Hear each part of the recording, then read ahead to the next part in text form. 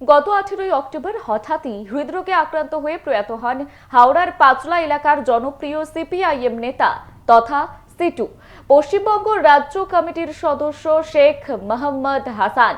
মৃত্যুকালে ওনার বয়স হয়েছিল 75 বছর। আর সিপিআইএম পাঁচলা এরিয়া কমিটির পক্ষ থেকে রবিবার রানীহাটি স্টেট ব্যাংকের সামনে সম্পন্ন করা হলো ওনার স্মরণ সভা। এদিন সিটু নেতা শেখ মোহাম্মদ হাসানের প্রতিকৃতিতে মাল্যদানের মধ্য দিয়ে স্মরণ সভা অনুষ্ঠিত হয়।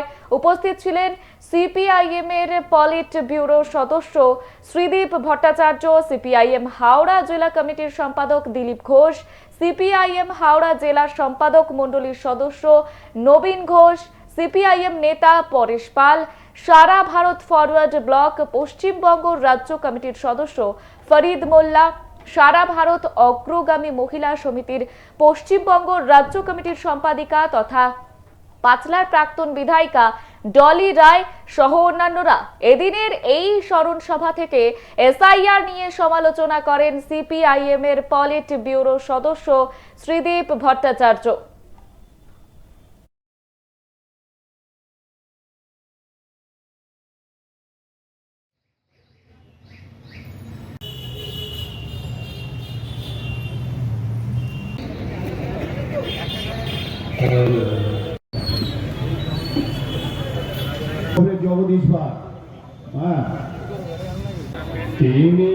শাসক দলের যদি বলেন বিরোধিতা, আমার নিজের কাছে মনে হয়েছে ওটা লোক দেখানো।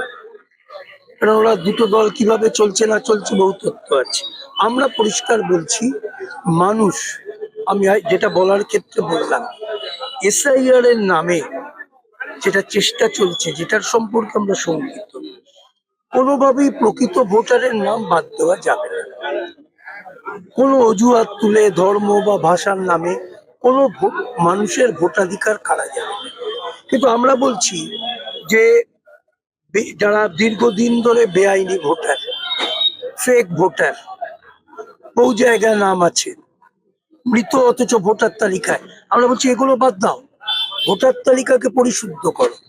কিন্তু পরিশুদ্ধর নামে একটা বিশাল অংশের মানুষকে পরিকল্পিতভাবে এসআইআর এর নামে যেটা চেষ্টা চলছে, আমরা এর বিরুদ্ধে।